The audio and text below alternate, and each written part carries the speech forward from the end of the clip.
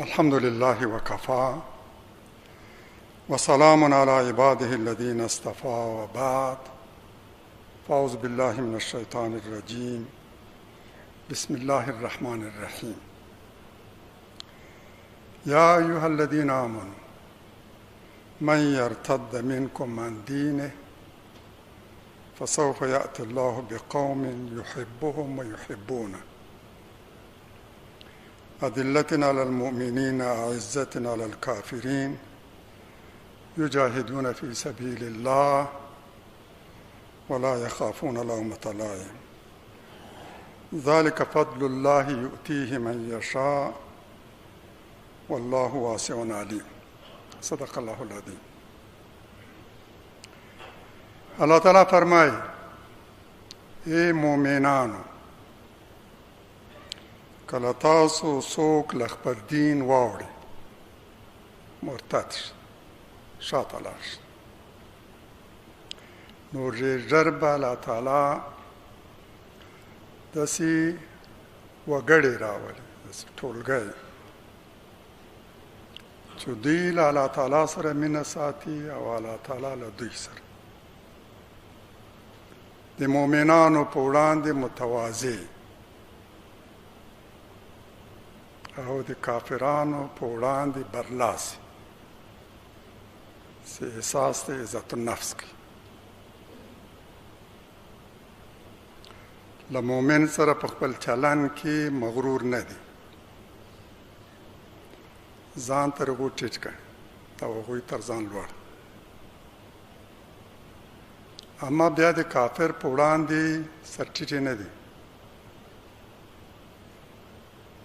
احساس دی احتیاج نه کوي لاس نه ورږدوي د الله تعالی په لار کې جهاد کوي او د ملامتونکو له ملامتولو ویره نه لري دا د الله تعالی پیرزوینه او فضل ده چې چاته یو غواړي ورکوي او الله تعالی واسع او علیم دی پوهیږي چې د دې فضل او عنایت او پیرزوینو مستحق څوک دی وړ څوک دی او پراخ فضل د همداسې چا په حال شامل دی یعنی چې د زمانې په هیڅ پړاو او مرحلې کې به هم داسې ورځ رانه شي چې یوه ډله دي د الله تعالی په لار کې جهاد نه کوي تل د قیامت تر قیام پورې حتما د زمانې په هر پړاو کې دغسې یو ټولګی وي چې الله تعالی خوښ کړي او د دوی به هم له الله تعالی سره مینه وي د الله تعالی په لار کې به جهاد کوي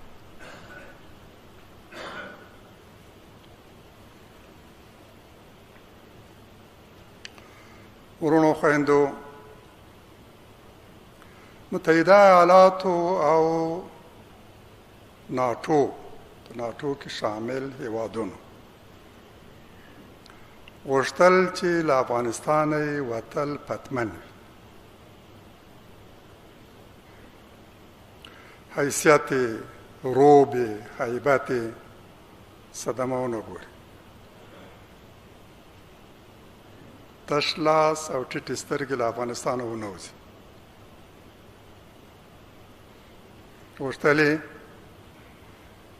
هغه اردو په خپل حال پاته شي چې دوی 20 کاله روزلی او په میلیاردونو ډالر یې په هغوی باندې لګولي امنیتي ځواکونه په خپل حال پاته اداره نظام او پرسونل مامورین دا په خپل حال پاته شي دا ټول تشکیلات دا ټوله اداره استخبارات ریاست امنیت ملی او دا د خاصو ځواکونو قطاعات 01 02 چې په دوی باندې ډېره پانګونه کړې دوی روزلي دوی د افغان ولس په خلاف جنګولي دا هر څه باید په خپل حال پاته شي د دوحې معاهده یې همداسې ترتیب کړې وه چې قدرت یو عبوري انتقالي حکومت ته ولېږدول شي. په دې حکومت کې هم د هغوی د خوښې څېرې شامل وي، نه یوازې شامل وي بلکې غوښینه برخه یې په اختیار کې. په دې ترتیب به د هغوی د پانګونې هدر نه وي تللی. دا ټول لګښتونه یې 20 کاله زیار زحمت به یې بې پایلې او بې نتیجې نه یې پاتې شوی. اما د الله تعالی اراده بیا بېله وه. الله تعالی غوښتل چې دوی سپک او ذلیل له افغانستانه وځي، شرمېدلې، تش لاس، چې له خپلو ستراتیژیکو اهدافو نه یوه ته هم نه یې رسېدل. د دوی د تصور او انتظار خلاف رژیم ډېر زر وشړېده. ګمان یې کولو چې لږ تر لږه 6 میاشتې خو دا اردو د دې توان لري چې د وسلوالو مخالفینو په وړاندې مقاومت وکړي. هغه ډېر بد حالت یې داسې انګېرلی و چې شاید لږ تر لږه 9 ورځې 3 میاشتې اردو حتما مقاومت وکولی شي. اما دا اردو د دوی له وتلو نه وړاندې نسب وشړېده.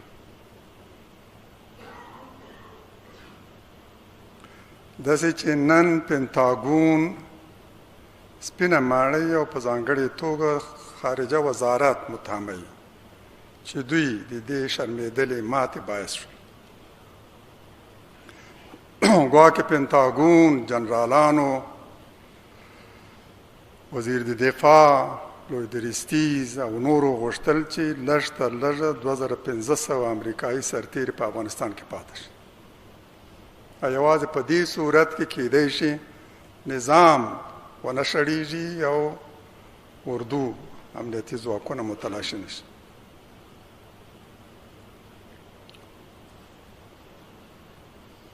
آخري شیبو کې د دوی هڅه دا وه چې لږ تر لږه خپل سرتیري او د سفارت پرسونل له افغانستانه خوندي او مسون وباسي.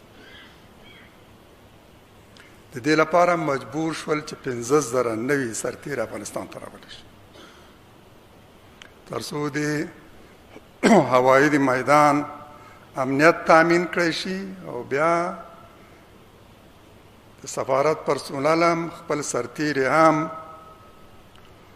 او هغه کرایي جنګیالي هم له ځان سره بوځي چې په دې 20 کلونو کې هغوی روزلی وو. متاسفانه له دوی سره په همدې ارتباط موافقه وشوه او هره ورځ په لسګونو الوتنې کېدې چې له دې ځایونو شاوخوا 100,000 همدغه کرایي جنګیالي چې د افغانانو په خلاف 20 کاله جنګولي وو دا له ځان سره بوځي. ولې او د څه لپاره؟ د زړهسوي له مخې نه دوی ترحم عاطفه نه لري. د بیا جنګولو لپاره یې له ځان سره بیول. هدف دا و چې له دغو نه د یو بل جنګ په ارتباط همغه استفاده وکړي چې په دې 20 کلونو کې له هغوی استفاده کړې. همداسې وشول. پاکستان له لارې هم ډېر ووتل، د ایران له لارې هم ډېر ووتل، ازبکستان ته هم ډېر ووتل، د کابل د هوایي میدان هم ډېر انتقال شول. یوازې امریکا نه بلکې ځینو اروپایي هیوادونو هم کافي شمېر خپل جاسوسان کرایي جنګیالي له افغانستان انتقال کړل. او اوس څرګنده شوې چې دوی دا ټول د یو بل جنګ لپاره له افغانستان انتقال کړي. اوس لګیا دي دوی په تاجکستان کې راغونډوي. رحمان علي هم امام علي رحمانوف هم ډېر زړور شوی او د احساس قوت کوي، ګواښونه کوي، د افغانستان چارو کې مداخله کوي. لکه چې میګوای لږ قوي دی، همداسې احساس کوي تر شا لوی طاقتونه دي. ماسکو هم او واشنګټن هم د دې حمایت کوي. احساس هم دا ده. دا خلک په دوشنبې کې راغونډېږي. د اطلاعاتو له مخې هغوی ته کمپونه هم جوړ شوي او روزنه یې هم پیل شوې. د یو موازي حکومت اعلانولو هوډ هم څرګند کړی او ځینو هېوادونو په شا تپولي چې که داسې کار وکړي نو حکومت یې په رسمیت پېژني. او داسې معلومیږي چې دوی غواړي په شمال کې یو مستقله سیمه اشغال کړي. غالب ګمان سره بدخشان او تخار چې دلته بیا دوی مستقر کېږي. فضا به هم ورته ناټو او نور هېوادونه ورته خوندي کوي چې امنیت یې تامین وي. د پارلمان غړي هم بللي دي، د سنا غړي هم او افسران هم، د اردو افسران، د امنیتي ځواکونو افسران او جنګیالي هم، دا کرایي جنګیالي هم بللي هلته راغونډېږي. تبلیغات هم ورته په پراخه پیمانه روان دي.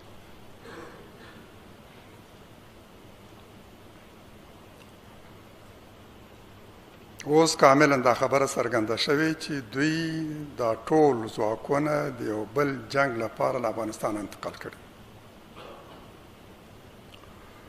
او دا دی ګوري چې امریکا هم بدمعاشي ته مخه کړې.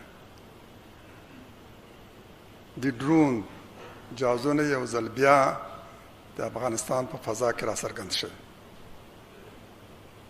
ولې؟ د دې لپاره چې طالبان وګواښي. لا د دوی مشران په تور لیست کې دي او د همدغه ډرون جهازونو نه به د هغوی په خلاف استفاده کوي. د همدې لپاره د طالبانو ځینې مشران چې په تور فهرست کې دي له را څرګندېدو ډډه کوي او حتی چې په کابینه کې نیول شوي دي تېش په ورځو کې مخفي دي. او دا یوه څرګنده نښه ده چې امریکا د یو بل جنگ اراده لري. همدا کار وکړي.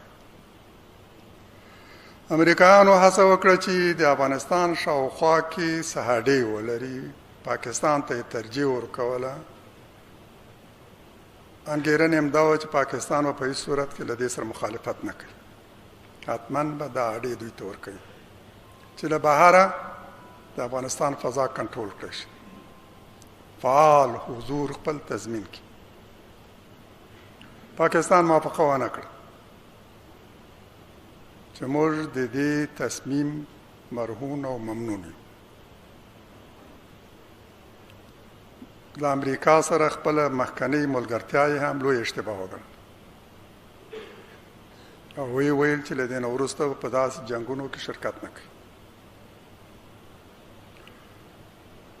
له ازبکستان سره امریکایانو مذاکرات پیل کړل. ازبکستان هم موافقه وکړه، غوښتل یې چې دا اډې امریکا ته ورکړي. اما د مسکو چارواکو وویل چې د ازبکستان او تاجکستان په استازیتوب یې وویل چې دوی دواړه به هېڅکله دا غلطي ونه کړي. یعنې چې ماسکو د دې معنی شو چې ازبکستان هغوی ته اډې ورکړي. دا جهازونه له کوم ځای راځي؟ کله هند راځي د پاکستان له فضا نشي تېرېدی، کله بحر هم راځي د پاکستان له فضا نشي تېرېدی. پاکستان ورته اجازه نه ورکوي. حتما له یو ځای راځي، دا ځای به ډېر زر څرګند شي له کومه ځای، یعنې چې داسې هېواد یا سیمه شته چې د امریکانو په واک کې ده او له هغه ځای نه کولی شي د افغانستان فضا تر خپل کنټرول لاندې وساتي.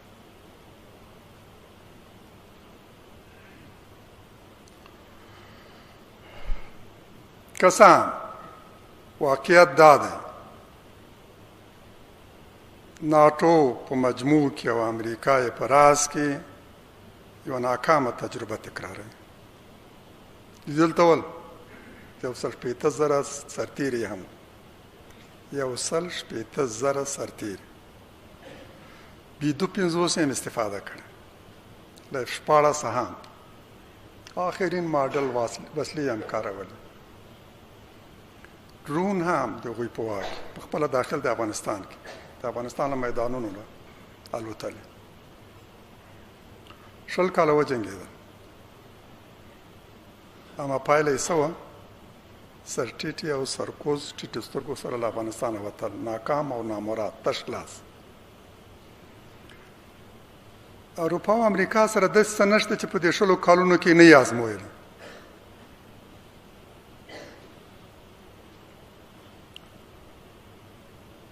هغه به څه یي چې امریکایان یې اوس وکاروي چې په دې 20 کالونو کې ونه کارول او بیا له دې نه د کومې نتیجې تمه ولري.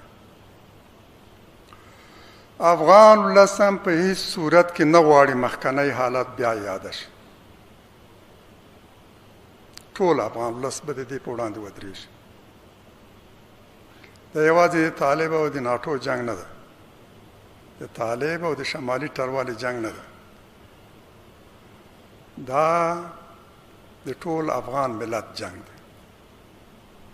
افغانان بیا اشغال نه غواړي، د بهرنیو ځواکونو حضور نه غواړي، اسارت په سر نه ټیټوي، جنگ نه غواړي، د خپلو زامنو وژل کېدا نه غواړي. هغه چې هره ورځ به تر 200 زیات افغانان وژل کېدل، هغه حالت بیا نه غواړي. باور مې دا دی چې ملت به ټول د دوی په وړاندې ودرېږي.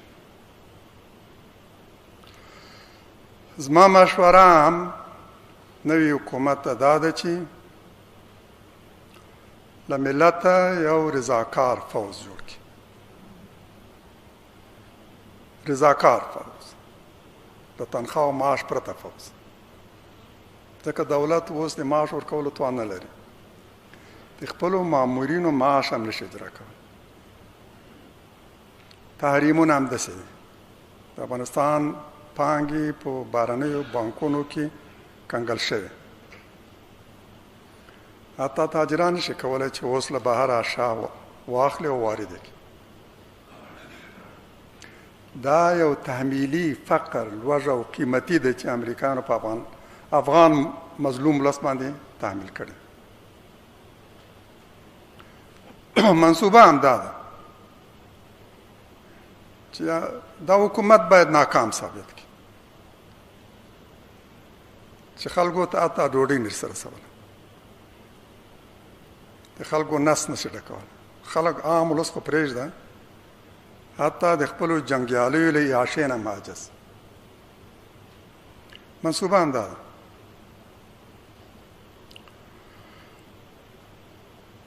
موږ و رضاکار فوز ته ضرورت لرو. ملت دې ته چمتو دی که هغه افغانان چې هم د روسانو خلاف جنګېدلې او هم د امریکایانو خلاف، دا منظم شي، هر چا ته د خپلې سیمې امنیت وسپارل شي، تجهیز شي، بې معاشه بې تنخواه رضاکار مجاهد د خپلې سیمې دفاع کولی شي. چریکي جنګونه د ولس له حمایت پرته به هیڅ ځای کې نتیجه نه ده ورکړې، ممکن هم نه ده. چریکي جنګونه یوازې هغه مهال نتیجه ورکوي چې ملت ورسره وي، ملت کې حامیان ولري، ملت یې تر څنګ ولاړ. هغه چاته بیا هیڅوک ماته نشي ورکولی چې ملت یې هم تر څنګ ولاړ. هیڅ دولت هر څومره چې قوي او ځواکمن دی چریکي جنگونو مقابله په هغه صورت کې نشي کولی چې ملت د دغو جنګیالیو شعارونو او ارمانونو ته ژمني او ترې حمایت کوي. راشئ همدا کار وکړئ. دفاع خپله ملت ته پرېږدئ. یوازې هغه خلک سلا کوي چې د ناټو کرایي جنګیالي وو،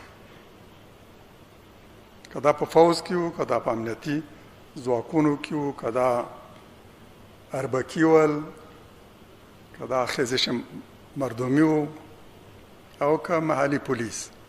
له دې نه وسلې واخلئ. باید دا کار وشي، مخصوصا اوس چې موږ د یو بل جنګ په درشل کې دا کار باید وشي. اما د دې وسلې دي خپل سر قماندانان نه اخلي چې بیا یې وپلوري. همدا د لیونه واخیستله چې بل ته دې ورکړي، هماغو ته دې وسپارلی شي چې سبا ته د دې نظام نه، هیواد نه، ملت نه، ارزښتونو نه، ازادي نه، استقلال نه دفاع کوي. الحمدلله د دوی شمېر ډېر زیات دی. زه باور لرم چې په همدې جومات کې او همدغسې په دې ټولو جوماتونو کې چې نن د جمعې په ورځ خلک راغونډ شوي دي، پوښتنه وشي چې آیا دغسې جنګ ته چمتو یاستئ؟ نو ټول به لاس اوچتوي او وایي بچو. تاسو نه پوښتنه کوم چې دغسې یو جنګ ته چمتو یې؟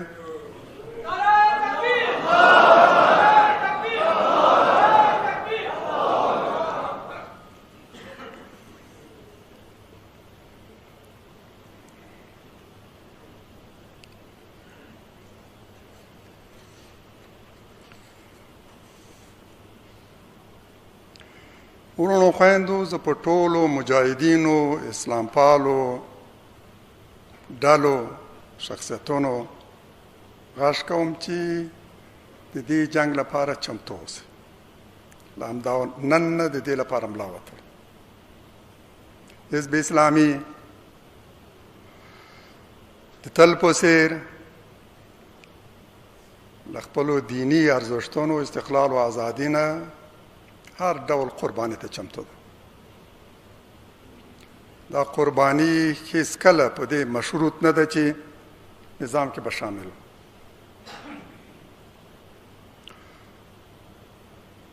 نه په دې ارتباط تلوسه او تلوار لرو او نه یې غوښتنه کوو.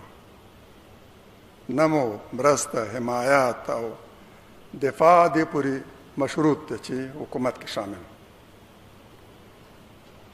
بلا قید و شرط له هیواد، له ملت، له تاریخ، له استقلال، ازادي، له اسلام دفاع ته چمتو.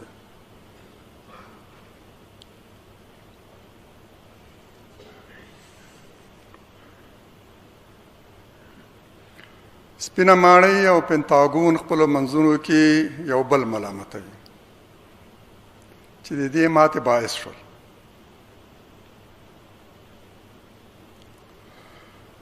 سنا هم په دې باندې اعتراض لري چې ولې امریکایي ځواکونه دغسې له ذلت نه ډک حالت کې له افغانستان ووتل. سپینه ماڼۍ هم دې ته ځواب نه لري. یعنی چې جنرالان هم، سناتوران هم دا غواړي چې د امریکا دا له منځه تللی حیثیت بیرته یاده شي، او د یادې لپاره معلومیږي چې دوی همدا لار غوره کړې چې یو بل جنګ په افغانستان باندې تعمیل کړي، لږ تر لږه دلته ناامني، جنګي او یو مضبوط قوي حکومت رامنځته نه شي. زه طالبانو ورونو ته وایم پام چې دا اشتباه ونه کوي چې کېدای شي داسې څه وکړي چې هم اسلام خوندي او هم اروپا او امریکا له تاسو راضي شي. دا غلطي ونه کوي. دا انتظار مه لرئ. هغوی ستاسو حکومت مضبوط او قوي حکومت چې په افغانستان باندې مسلط او دا هیواد اداره کړی شي هېڅکله نه قبلوي. چې څه یې له وسه پرې هغه به نه سپموي د داسې حکومت د جوړېدو د مخنیوي لپاره. نرمه لهجه کارول، تضرع کول، زاري کول، د هغو نه غوښتنه کول، دا نه یوازې څه نتیجه نه لري بلکې هغوی به مزید جري کوي. له دې نه ډډه وکړئ. هغه لارې وسنجوي چې وکولی شو په ګډه د هېواد نه دفاع وکړو. ټول اسلام پال، اسلام ته ژمن شخصیتونه ټولي سره هغه فرعي اختلافات چې دوی ترمنځ دي دا باید راغونډ کړو په یو صف کې چې په ګډه له خپل هېواد د دفاع وکړو. ورونو خویندو، نوی حکومت دې ته ضرورت درلود چې دغه سرپرست مرحلې کې عبوري او انتقالي مرحلې کې د اداراتو د صلاحیتونو ټاکل، وظایف، وجایب، د مسؤلینو وظایف او صلاحیتونه مشخص کول، د ولس حقوق د نارینه‌و د ښځو د دې د مشخص کولو لپاره یو موقت لایحه د عمل قانون چې برنامه یادوي دا ولري. د دې لپاره یو څو بدیله په مخ کې درلودل. یو دا چې له مخکنیو زړو اساسي قوانینو نه یو غوره کړي.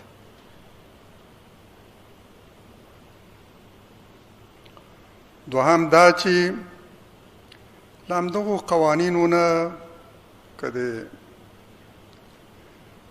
شاهي نظام اساسي قانون دی او که له هغه نه وروسته قوانین دي چې ګڼ شمېر حکومتونه راغلي دي، قوانین یې بدل کړي، داسې دورې هم راغلي چې هېڅ اساسي قانون نه و، او یا په دې 20 کلونو کې چې کوم اساسي قانون تصویب شوی له دغو نه هغه ضروري مواد را غونډ کړي یا د اساسي قوانینو په ارتباط څه طرحې دي. حزب اسلامي هم یو طرحه لري د اسلامي دولت اساسي قانون په نامه، کلونه وړاندې نشر شوی، او باور مو دا ده چې تر ټولو جامع طرحه همدا ده، جامع اسلامي او د افغانستان ظروف و شرایطو سره مطابق تر ټولو جامع طرحه همدا ده. له دغو ټولو نه په استفادې سره ضروري مواد چې په دغه مرحله کې ورته ضرورت هغه یې راایستلې وي، یو لایحه یو فوقالعاده فرمان په توګه اعلان کړی وی.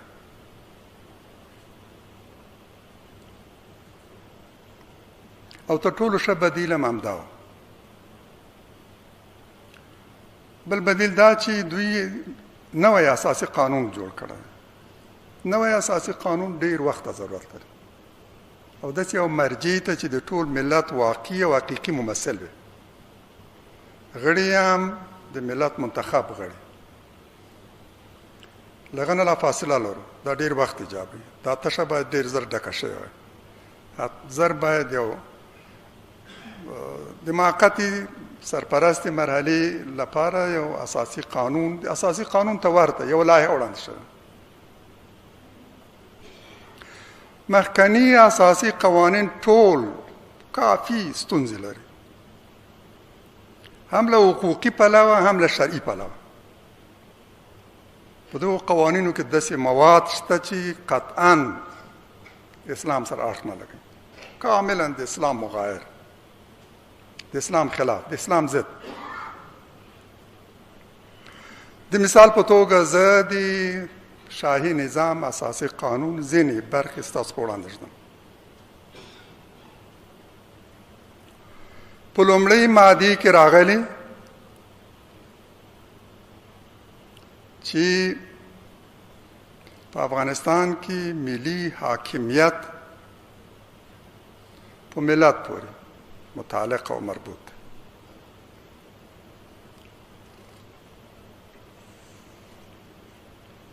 صیغه یې همدا ده، ملي حاکمیت په افغانستان کې ملت پورې تعلق لري. او بیا د همدې مادې په رڼا کې وروسته همدا مطلب په 6مه ماده کې داسې راغلی: په افغانستان کې پاچا د ملي حاکمیت ښکارندوی او ممثل دی. قوانین وضع کول، احکام صادرول، فرامین دا مربوط دي په اصل کې ملت، اما انتقالیږي پاچا ته د ملت د ممثل په توګه، یعنی چې د فرمانونو صادرونکی پاچا ده، حکم کول، حاکمیت په هغه پورې مربوط. دا هغه د اروپایانو د دیموکراسي غوښتنه ده چې قوانین مربوط د ملت اراده پورې او ملت خپل وکیلان ټاکي، پارلمان جوړیږي، پارلمان قانون جوړوي. اما اسلام وایي چې حکم مختص خدای ته ده، په دې کې څوک ورسره شریک نه دی. ان الحکم الا لله، حکم نه دی مگر الله ته، یعنی حاکمیت فرامین صادرول، حکم کول، د حلال او د حرام په ارتباط پریکړه کول، د الله تعالی مختص صفت، په دې کې الله تعالی شریک نه مني. همدارس فرمایي افغیر الله یبتغي حکما وهو الذي انزل الیکم الکتاب مفصلا. آیا الله تعالی پرته بل حکم ولټوم په داسې حال کې چې هغه ستاسو لوري ته مفصل کتاب لېږلی، یعنی حکم فقط خدای دی، له خدای نه پرته بل حکم نه لټوم. او قانون هم د الله تعالی هغه کتاب دی چې مفصل دی او ستاسو لوري ته لېږل شوی. قانون د الله تعالی کتاب دی او حکم یوازنی حکم هم فقط الله تعالی دی. دا مطلب په ګڼ شمېر آیتونو کې راغلی. دا ما هسې دوه د مثال په توګه تاسو وړاندې کړم.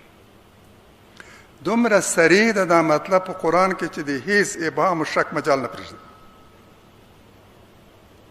حکمیت کې، د قانون وضع کولو کې، فرامینو صادرولو کې، د حلال او د حرام تفکیک و مشخص کولو کې الله تعالی شریک نه لري. دا ماده کاملا د قرآن د صریح آیاتونو خلاف ماده.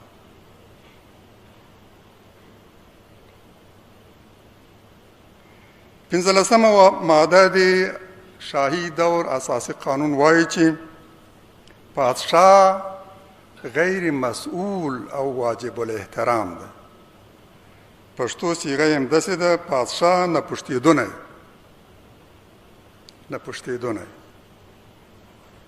او نه پوښتېدونی دی او لمانځنه یې واجب ده. دا پښتو متن ده.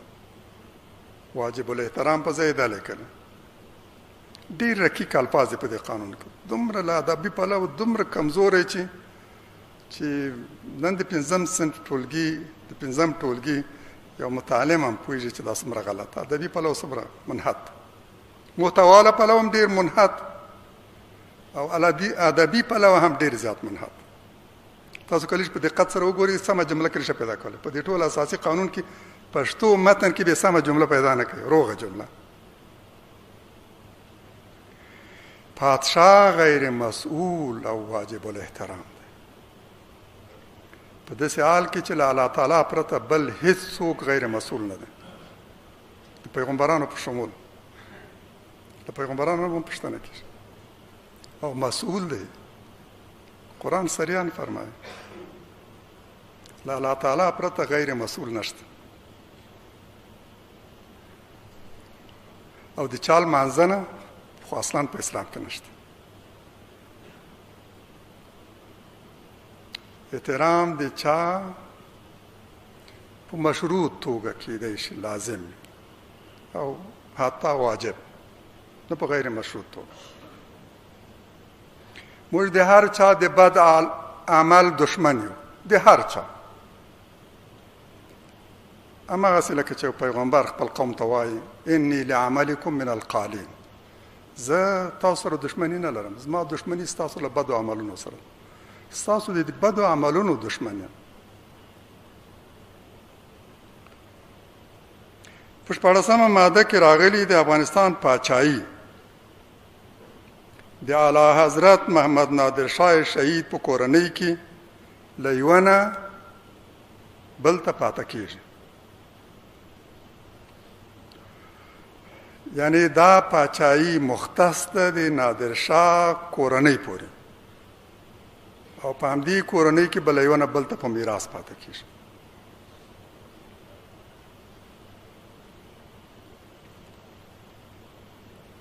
خو د قرآن لارښوونه دا ده چې زعامت نه یوازې موروثي نه دی او د قرآن وینا په ارتباط دومره سریع واضح ده چې وایي ابراهیم علیه السلام له الله تعالی وغوښتل چې له ما نه وروسته د خلکو امامت زما اولاد ته ورکړه او الله تعالی وایي چې نه ظالمان زما په دې ژمنه کې شامل نه دي که څه هم دا ستا اولاد دي قیادت او زعامت موروثي نه ده چې له پلار نه به اولاد ته پاته کېږي کاته د ابراهیم زوی یم ابراهیم علیه السلام زوی یم او الله تعالی ابراهیم علیه السلام د دعا په ځواب کې وایي ردعي دعا چې دا دعا مقبول نه ده دا د الهي لارښوونو خلاف دعا او تمنا ده د همدې لپاره الله تعالی نه قبلوي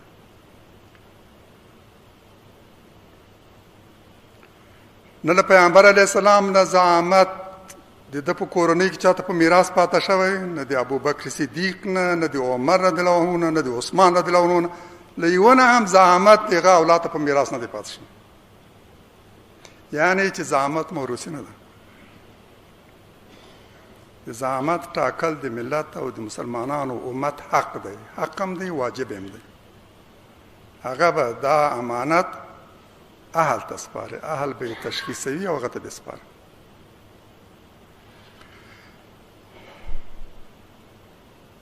اما زموږ د شاهي نظام په قانون کې هم داسې راغلی چې دا د یو فرد په کورنۍ پورې مختص ده همدې کورنۍ کې بله یوه نه بل ته په میراث رسېږي د پاچا له مړینې وروسته به د هغه مشر زوی ته په میراث رسېږي او بیا که دا نه و دا به یې دا به یې دا به یې ترونه به یې او وایي که د پاچا زوی لا د عمر له پلوه د دې مستحق نه و بلوغ ته نه و رسېدلی شل کلنۍ ته نه و رسېدلی د قانون مطابق هغه نشو کولی چې ځای ناسته شي نو بیا به ملکه د نائب په توګه د تخت په تخت باندې کښېني یعنې بیا به ملکه پاچا که دا مثلا د پاچا زوی په 2 کلن د 3 کلن د پاچا مړ شو 18 کاله به نور ملکه پاچا دا مطلب د شاهي نظام په اساسي قانون کې راغلی یعنی چې د دې قانون له مخې ملکه د پاچا میرمن هم کېدلی شي په تخت کښې او د اسلام حکم هم واضح دی چې په دې ارتباط څه وایي ښځه بل هر کار کولی شي مګر له 2 پرته یو دا چې امارت او د امت قیادت و زعامت هغوی ته نشي سپارل کېدلی د دې لپاره چې کوم شرایط ضروري دي په دې کې نارینه د دې کار لپاره وړ ګڼل شي یو عمومي امارت و قیادت د هغوی یعنې پاچا کېدلی نه شي رئیس جمهور کېدلی نه شي امیر المؤمنین کېدلی نه شي او د داسې قضیې په ارتباط قاضي کېدی نه شي چې هغه قصاص ایجابوي قاضي کېدی شي د شورا غړی کېدی شي په هرې بلې دندې باندې ګمارل کېدی شي هرې بلې دندې بیا وایم ښځه په هره بلې دندې ګمارل کېدی شي مګر دغه 2 موارد قصاص مربوط قضیه کې هغه قاضي کېدی نه شي په نور امور کې قاضي کېدلی نه شي اما امیر او امام نشي جوړېدلی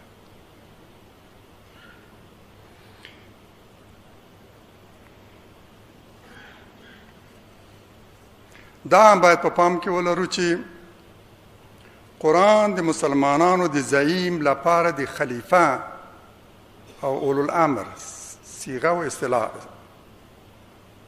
نوم غوره کړی د آدم علیه السلام په ارتباط هم فرمایي چې هغه په ځمکه کې خلیفه وټاکو او د داود علیه السلام په ارتباط هم فرمایي چې هغه خلیفه و او زموږ 4 خلفا هم په همدې نامه یادوي خلفای راشدین او قرآن هم دوی د اولو الامر په نامه یادوي. اولو الامر یعنی چارواکي، د امورو چارو مسئولین. قرآن دا اسلام کاروي. اما د ملک صيغه، د ملک نوم، دا هم قرآن مختص الله تعالی ته کړی، مختص الله تعالی ته.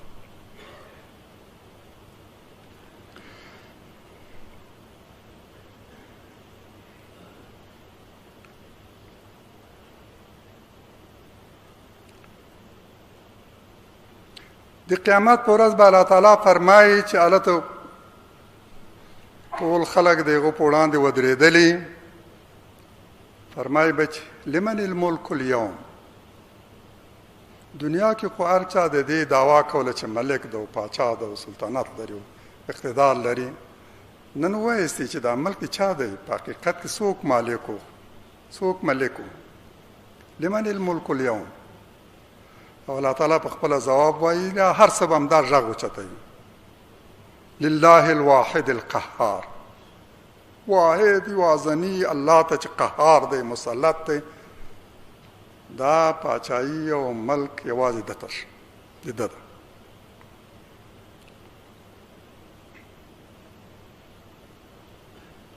همدارس فرمایي فتعال الله الملك الحق.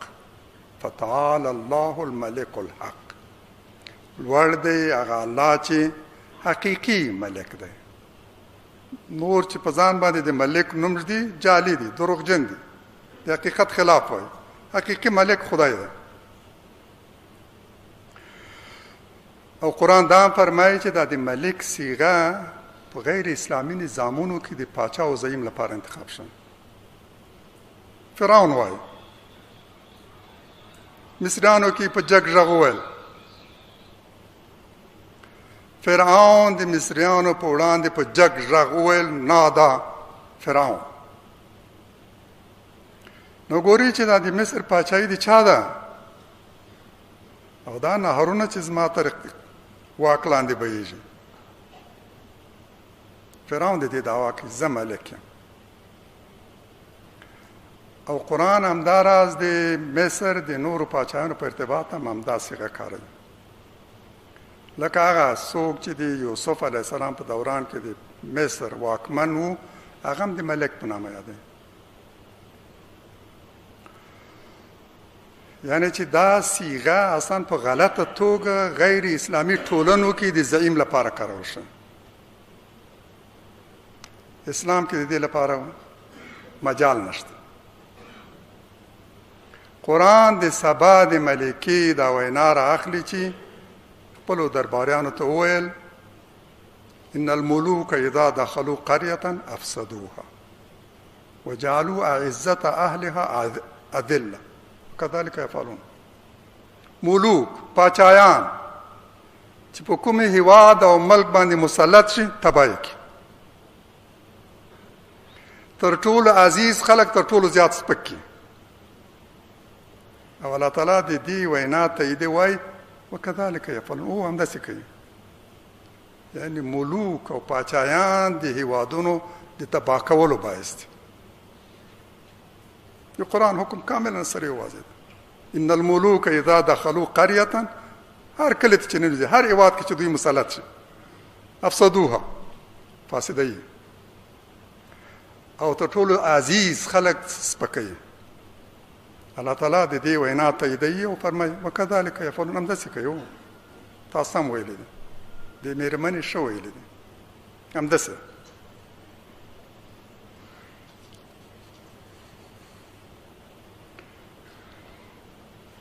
په حقیقت کې د اسلامي معیارونو له مخې ملک یو ظالم واکمن دی چې د زور له لارې په قوم باندې مسلط شوی.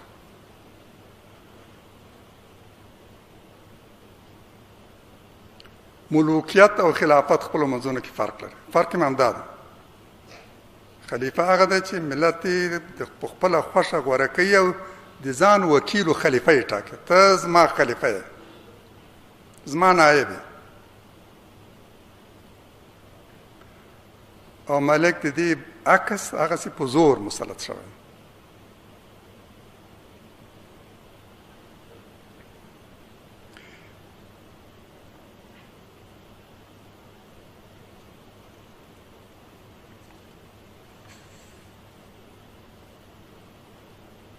په دې قانون کې ګڼ شمېر نور عیبونه او نواقص دي، ډېر نور بندونه او اصطلاحات داسې دي چې له شرعي، عقلي او حقوقي پلوه ستونزې لري.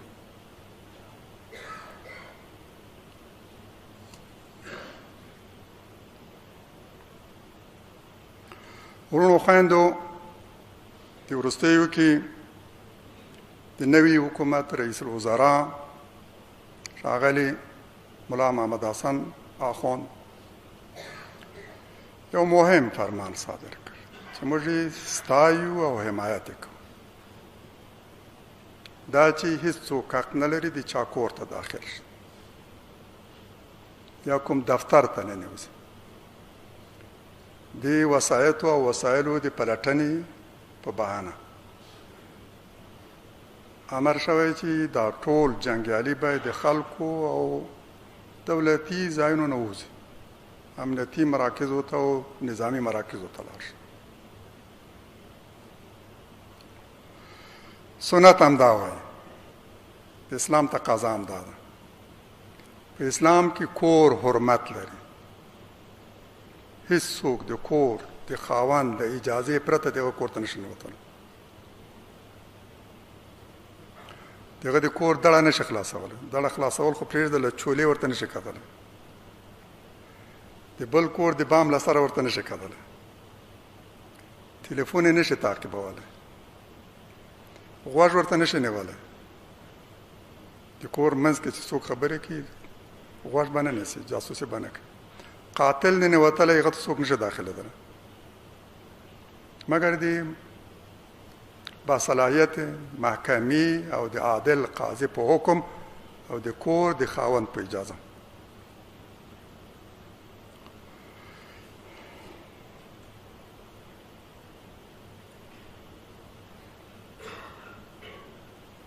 پیغمبر علیه السلام همداسې وکړل. مکې ته د داخلېدو په ورځ اعلان وکړ چې کور حرمت په ځای ده. هر چا د خپل کور دړه په ځان پسې بنده کړله، خوندي ده. قریش دي، مشرکین دي، لا ایمان نه دی راوړی. سیمه یې فتح شوې، مکه فتح شوې، جنګیالي داخل شوي، فاتح. د همدغو په ارتباط پیغمبر رسول فرمایي چې چا د خپل کور دړه وتړله بس خوندي ده.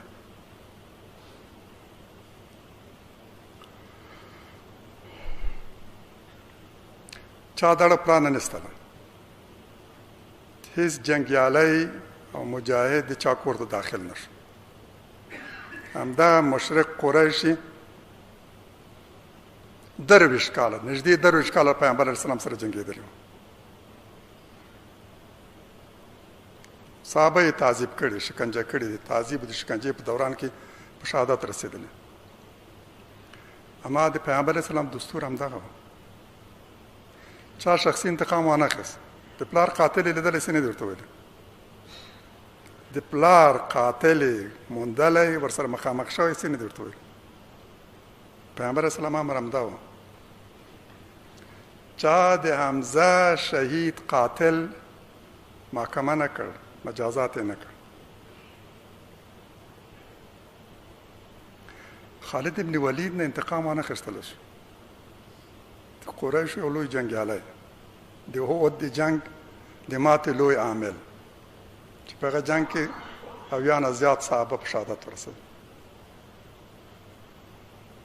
نه یوازې انتقام وانه اخیستلی شو، بلکې لا لنډه موده نه وه تېره چې دا خالد ابن ولید یو لوی ستر سالار جوړ شو او پیغمبر علیه السلام هم ورته د سیف الله نوم ورکړ.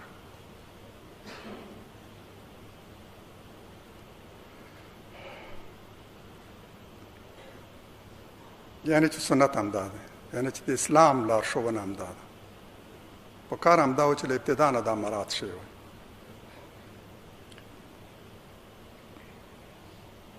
افغانان هیله مند دي چې د مرموز او هدفي قتلونو د مخنیوي په اړه هم جدي، قاطع او فوري اقدامات وشي.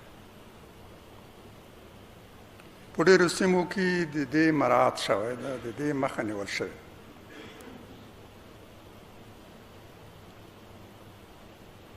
نه یوازې مخې ونیول شي بلکې د خپل سرو قاتلانو د نیولو او مجازات و قصاص امر هم باید صادر شي.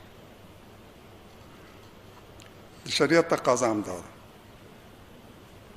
دوی باید د شریعت مطابق مجازات سي او قصاص شي.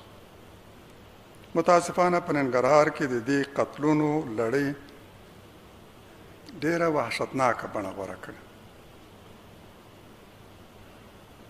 د اسلامي شریعت حکم او لارښوونه دا ده چې د اسلامي حکومت او اسلامي نظام مخالف فرد او ټولۍ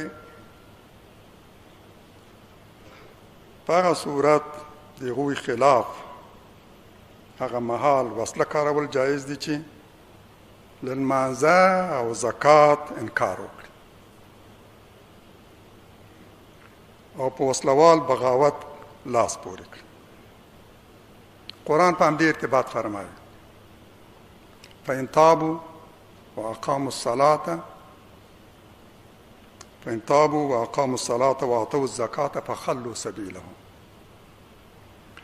که لمونځ وکړ او زکات یې ورکړ نو لارې پرېږدي. له معاصرینو هم ډډه وکړي، د هغوی په خلاف له کمین نیولو هم ډډه وکړي او په هغوی باندې له برید هم ډډه وکړي. چا چې دوه کاره وکړ مسون ده، لمونځ یې وکړ او اسلامي حکومت ته یې زکات ورکړ، نور د هغه ژوند خوندي دی، سر یې خوندي دی، مسون دی، اسلامي حکومت ورته امان ورکوي. پیغمبر اسلام فرمایي زه مأمور شوی یم تر هغه وخته له خلکو سره وجنګېږم چې لا اله الا الله ووایي،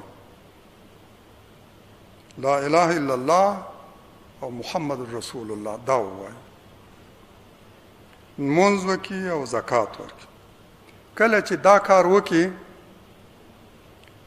نو وینې هم له مانه مسون او په امان کې دي او اموال هم، مګر د اسلام د حکم مطابق، اسلامي حق مطابق، او حساب هم په الله تعالی دی.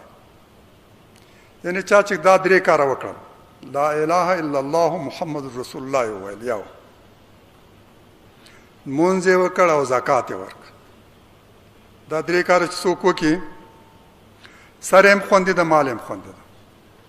مګر دا چې بل څوک یې وژلو بیا خو طبیعي دی چې مجازات کېږي. ګناه یې وکړه، جرم یې وکړ، د هماغه جرم او ګناه مطابق سزا به ورکول کېږي، اما سر او مال یې خوندي ده.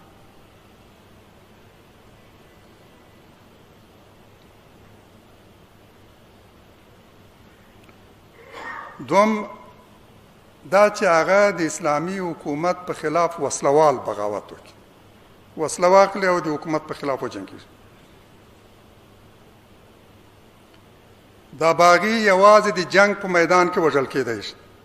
مسلمان دی، ایمان یې راوړی، لمونځ یې کړی، زکات یې ورکړی، بغاوت یې کړی، امیر نه مني. د دې باغي په خلاف یوازې هغه مهال جنگ جایز دی چې هغوی وسله ایستلې، په میدان د جنگ کې ووژل شي. که وتښتي تعقیب کېږي به نه، که ونیول شو وژل کېږي به نه. مالي وسلې غنیمت نه ده، څوک یې کور ته ننوتلی نه شي، حتی که د دې باغي میرمنې د بام له سر نه هغه ته ښکنځلې کوي او په ډبرو یې ولي. باغی دی، د اسلامي نظام په خلاف وسله کاروله. مجاهدین تلې دغه سیمه یې نیولې، د باغیانو سیمه یې نیولې، باغیان تښتېدلي، اسلام وایي چې تعقیبه یې به نه. ودې نیولو، اسیر دې کړ، وژنې به یې نه. وسله به یې غنیمت نه ګڼي، وسله یې د خپلې کورنۍ ده، کور ته به یې نه ننوځي، مال به یې غنیمت نه ګڼي. که مېرمنو یې د بام له سر نه تا ته ښکنځلې کولې، په ډبرو یې وهلې، هم به یې کور ته نه ننوځي. دا د باغیانو په ارتباط احکام دي، دینی لارښوونې دي. باغي د نظام خلاف وسله یې کارولې ده، د همدې په ارتباط هم د شریعت حکم دغه ده.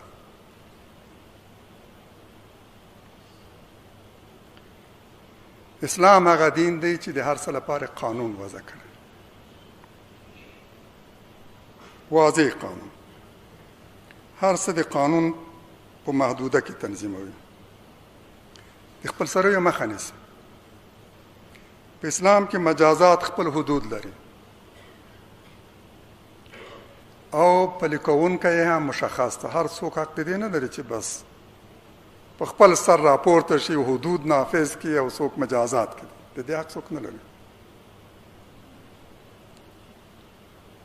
د محکمې له حکم پرته څوک حق نه لري چې یو ګناهګار مجازات کړي او داسې سزا ورکړي چې په شریعت کې نشته. د ټوپک په میل او کنداغونو او سوټیو د چا وهل، څوک چې ځان ته ډېر غیرتي ورته برېښي، ځان ډېر ورته غیرتي برېښي، نو بیا تر ټولو نه دروند او لوی سوټی راخلي، په همدې یې وهي، په کنداغونه وهي، د ټوپک په میل یې وهي. فکر کوي چې دا ما ډېر د غیرت کار کړی، په دین مې غیرت کړی. دا په شریعت کې نشته.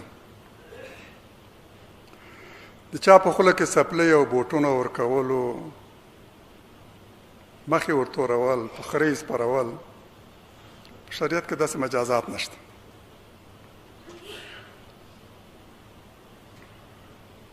اسلام د ګناهونو او جنایاتو لپاره مشخصې سزاګانې ټاکلې چې نه یې څوک زیاتولی شي او نه کمولی. که د دورې حکم کوي نو دا یې ویلي چې دا دوره به د څه شي جوړه وي،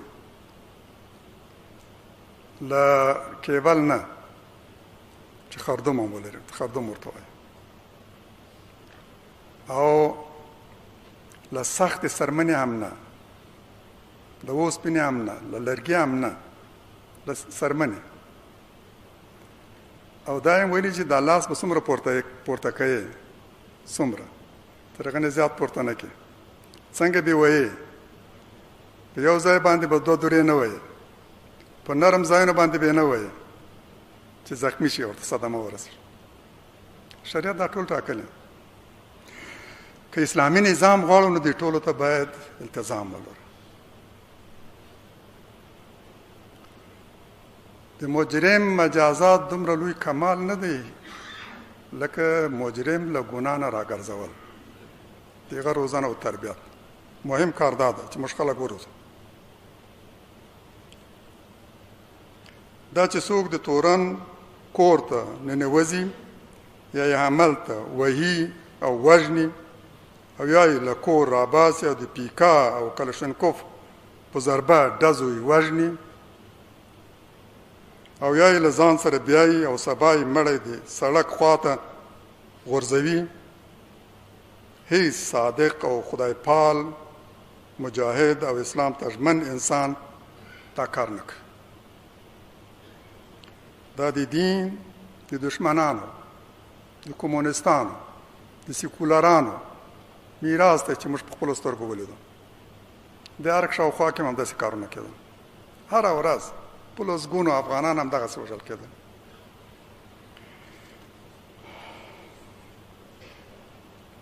ورونو خویندو، رسول الله صلی الله علیه وسلم په خپلې وروستۍ خطبې او وروستي حجة الوداع کې څو مهمې لارښوونې درلودې. آخري خطبه د خپل ژوند په آخري کار او مکه کې مسجد الحرام کې په یوه تاریخي وینا کې، وروستۍ وینا کې فرمایي د جاهلیت د دور ټول قتلونه او انتقام هدر دی. د دې نه وروسته څوک پور نشي اخیستی چې چا ورته پلار زوی ورور وژلی ده اوس دی راپورته شي انتقام اخلي. دا نشته.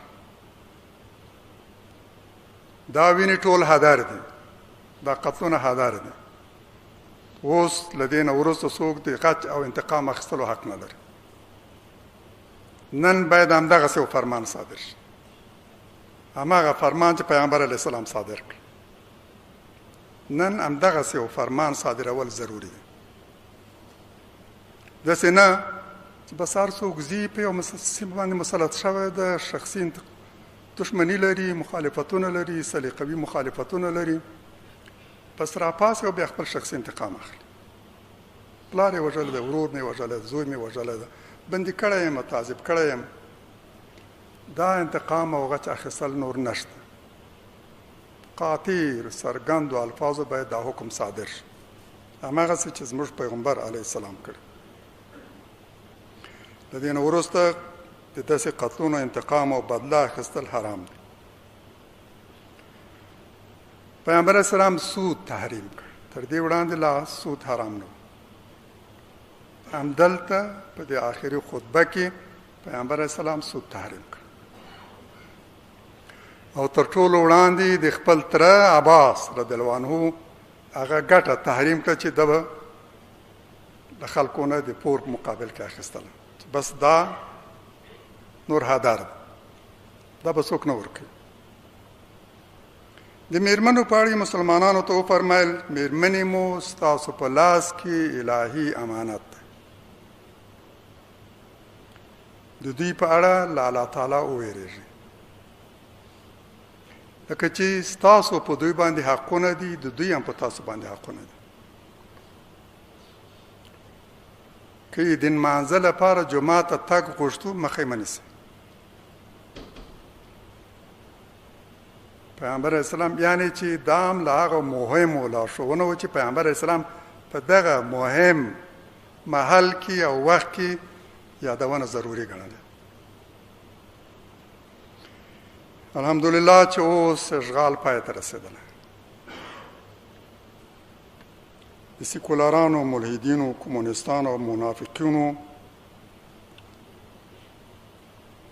حکومت نسکور شوی. په ټول هیواد کې د جنگ اور ختم شوی، مړ شوی. نن افغانانو ته دا موقع په لاس ورغلی چې د پردیو له وسایت فشار پرته د خپلې خوښې نظام او حکومت جوړ کړي.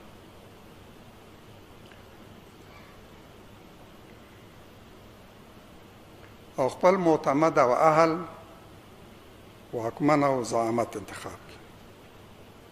علم مو دا ده چې لاړ شو د یو ځواکمن مستقل خپلواک اسلامي افغانستان جوړېدو په لور، او الله تعالی د افغانانو مرسته وکړي چې د شرارتونو او فتنو په مقابل کې کلک ودرېږي او بریا یې په برخه شي. سبحانك اللهم وبحمدك نشهد ان لا اله الا انت نستغفرك ونتوب اليك.